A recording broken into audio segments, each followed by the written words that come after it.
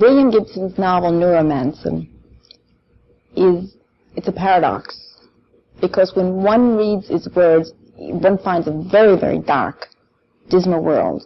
However, when one reads between the lines,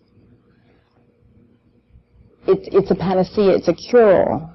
And just like Ashley and I have found, one can definitely find his own very personal rainbow. This is the most interesting, exciting book I've read in years. Not only is it a literary masterpiece, but it's a new genre of science fiction that's not way into the future with Star Wars and Obi-Wan Kenobi and forces. It's the way the world is going to be in 10 years, like it or not, and it's preparing us for that. It's nitty-gritty, it's street smarts, it's a magnificent new work, and the book Neuromancer, it does have a magic. To my mind, at least, is really the world that we live in. It's sort of just pushed a little bit. It's science fiction, but it's here and now nitty-gritty science fiction, which is, I think, the genre of the future. You're starting to see pop influences feeding back into science fiction, which has traditionally been this strange kind of isolated little culture. It's almost like Neuromancer is all magic and 21st century synchronicity. In a way, there's a big retreat from high tech, and I think in terms of style and design and so on, and I think that this has to be an organic type of movie and not something about things or something about technology. Earl McRausch is an ideal candidate to do the script. I like movies with a lot of edge.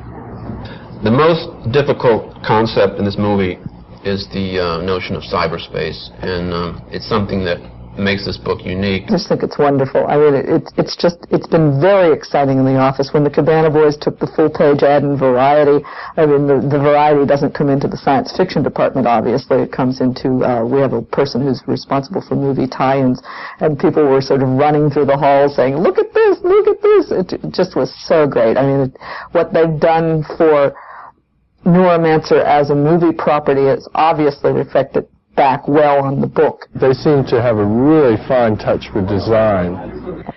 The feeling is excitement that something is going to be taken and turned into a big success. I mean, it starts out as potential, and you hope that things develop and work towards a successful conclusion, and I've been very impressed with the way Cabana Boys has handled it, and I'm not at all surprised that it's going well. Many of the most interesting movies that have been made in the science fiction area in the last decade have been made by independent producers. We see the film Neuromancer as a tool, a mechanism almost, to bridge the very real, very waking, conscious environment that we live in to a very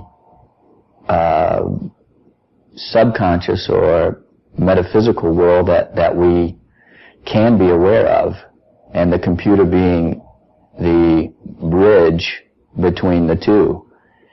And we see Neuromancer, the film, as a very hands-on approach conceptually to filmmaking and also to marketing and development of ideas and development of enthusiasm of people involved in the project directly and people who will be going to the theaters to see it. It's a completely interactive concept behind the film, and we hope to involve as many people as possible on as many different levels as possible, and we're looking for the hit of 1988 in Neuromancer. If I were laying odds, if you offered me 10 top movie properties and say which one is going to be a big hit, I'd put my money on Neuromancer and think about a boy adventure.